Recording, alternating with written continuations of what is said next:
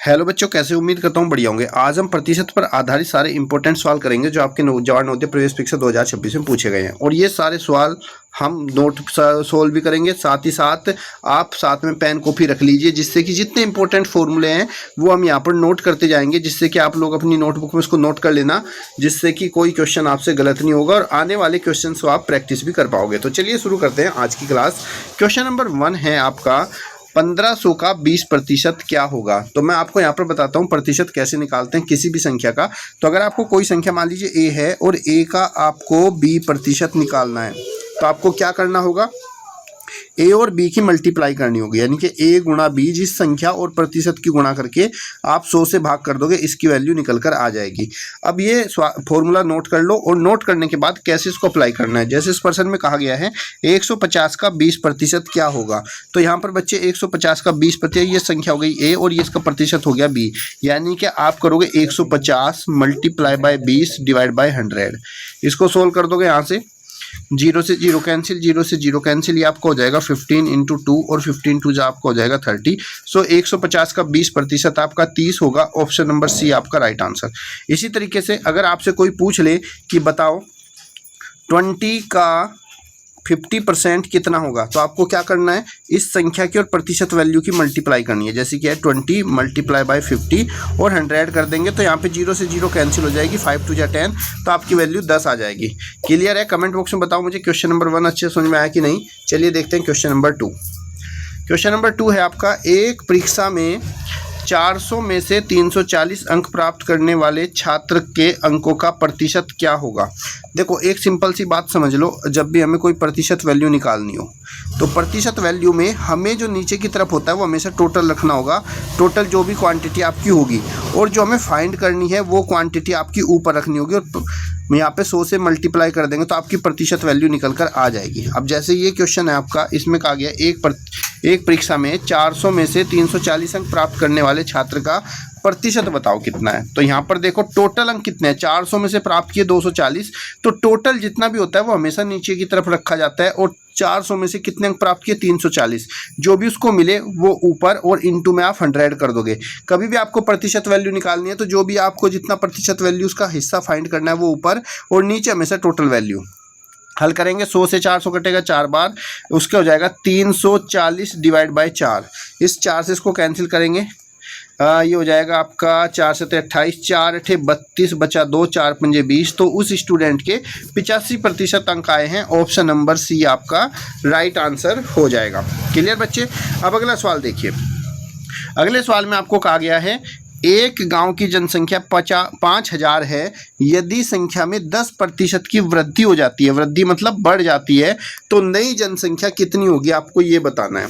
तो देखो यहाँ पर पहले जनसंख्या कितनी थी, 5000 थी, और इस 5000 में जनसंख्या में संख्या में कितनी 10% की वृद्धि हो जाती है, यानी कि 5000 में प्लस हो जाता है, बढ़ जाता है कितना, 5000 का 10%, क्योंकि जनसंख्या 5000 थी और संख्या में 10% की वृद्धि हो रही है। इनकी जो भी जनसंख्या थी उसमें ही 10% की आपकी वृद्धि हो रही है। हल करेंगे, 5000 प्लस, अभी मैंने सिखाया जब भी किसी वैल्यू को प्रतिशत निकालते हैं तो संख्या और प्रतिशत की गुणा, यानी कि हमारी संख्या थी 5000, इसकी गुणा करेंगे प्रतिशत वैल्यू और डिवाइड बाय 100 कर देंगे। हल करेंगे, 10 दशमलव 100 और 10 से 0 कैंसिल हो जाएगी, तो टोटल जो नई जनसंख्या हो जाएगी वो आपकी 5000 प्लस 500 हो जाएगी, बराबर 5500। ऑप्शन नंबर आपका सी राइट आंसर हो जाएगा। उसके बाद क्वेश्चन नंबर 4 है, वह संख्या क्या है, वह संख्या क्या है जिसका 25% 100 है। संख्या क्या है जिसका 25% 100 होगा।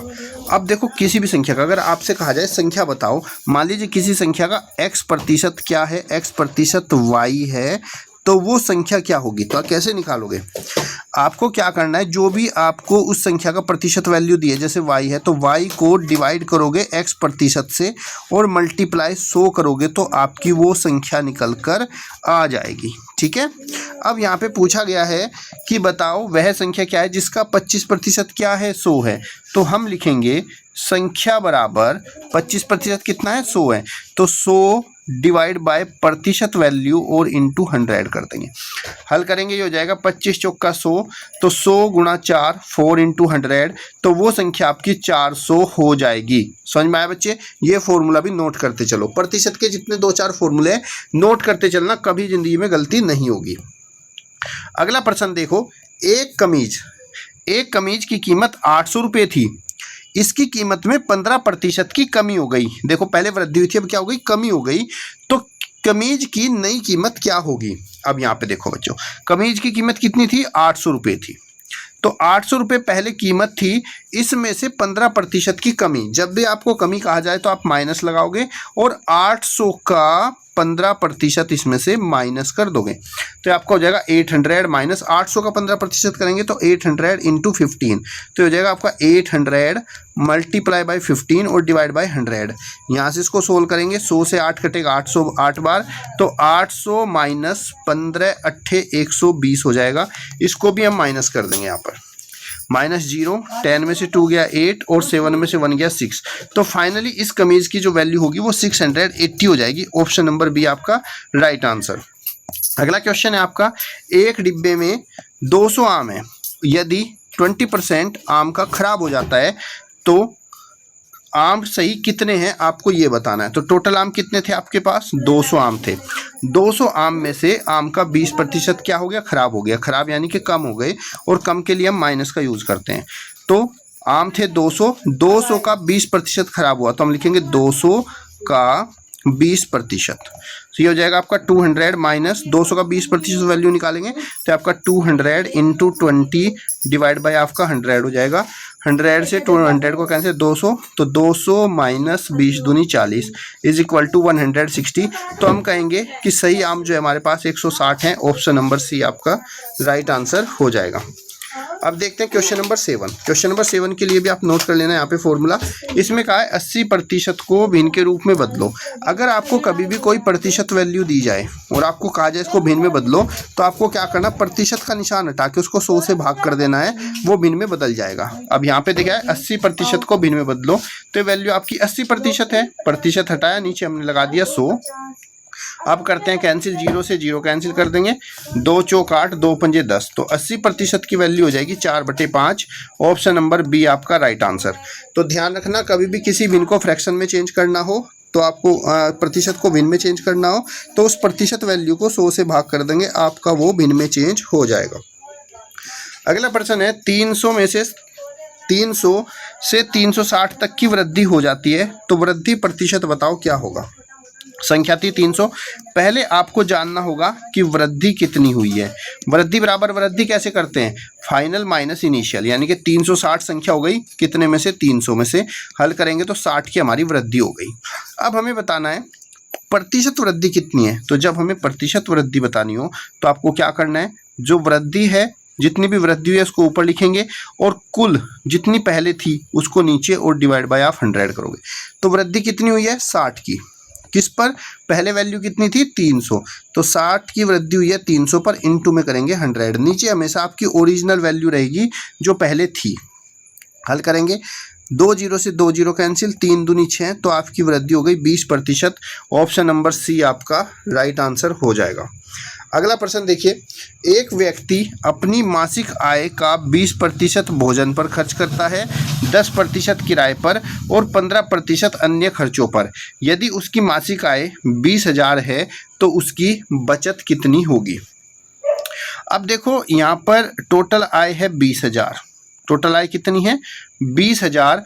20,000 में से वो 20% भोजन पर खर्च कर देता है, तो हम लिखेंगे 20,000 का कितना, 20%, तो 20,000 गुणा 20/100 और फिर उसमें से 10% किराए पे, तो 20,000 का हम 10%, बिल्कुल बेसिक तरीके से बता रहा हूँ बच्चों, उसको खर्च कर देता है वो किस पर, भोजन पर, किराए पर, और 15% अन्य खर्चों पर। अब इसका 15% निकालेंगे तो माइनस 20,000 इंटू 15 डिवाइड बाई 100। अब हम इसको यहाँ से हल करेंगे, 100 से दोनों जीरो चली जाएंगी, इस 100 से भी ये दोनों जीरो और इस 100 से भी दोनों जीरो। तो टोटल वैल्यू थी हमारी 20,000। 20,000 में से 200 की 20 से मल्टीप्लाई करेंगे, 2 दूनी 4 और 3 जीरो, 4,000। फिर 200 की 10 से मल्टीप्लाई करेंगे, ये आपका 2,000, और 200 की 15 से मल्टीप्लाई करेंगे तो ये आपका 3,000। तो फाइनली हमें बताना है कि उसकी बचत कितनी है। तो 20,000 रुपये उसके पास टोटल थे, जिसमें से 4, 2, 6, 3, 9,000 रुपये उसने खर्च कर दिए अपने अलग अलग जो भी उसने खर्च किए। 20,000 में से 9,000 माइनस कर देंगे तो उसके पास अभी भी 11,000 रुपये की बचत हो गई है। ऑप्शन नंबर सी आपका राइट आंसर हो जाएगा। अगला प्रश्न है आपका प्रश्न संख्या 10 और लास्ट प्रश्न है। एक संख्या में पहले 10% बढ़ाया जाता है, फिर 10% घटाया जाता है, तो कुल परिवर्तन कितना होगा। तो बच्चे देखो, पहले अगर बढ़ाया जाए और फिर उतना ही प्रतिशत घटाया जाए तो ऐसे कंडीशन में हमेशा कमी होती है। और वो कमी किसके बराबर होती है, कितना बढ़ाया 10%, तो जितना बढ़ाया और जितना कम किया उन दोनों की मल्टीप्लाई डिवाइड बाय हम 100 कर देते हैं। 10 दशांश और 10 से 10 कट जाएगा तो 1% की कमी होगी। ऑप्शन नंबर सी आपका राइट आंसर। तो ध्यान रखना, अगर किसी भी संख्या में x% पहले बढ़ा दिया और फिर x% कम कर दिया तो जो कुल कमी रहेगी हमेशा वो x²/100 के बराबर रहेगी। क्लियर बच्चों। अब मुझे कमेंट बॉक्स में बताओ आपको आज की क्लास कैसी लगी।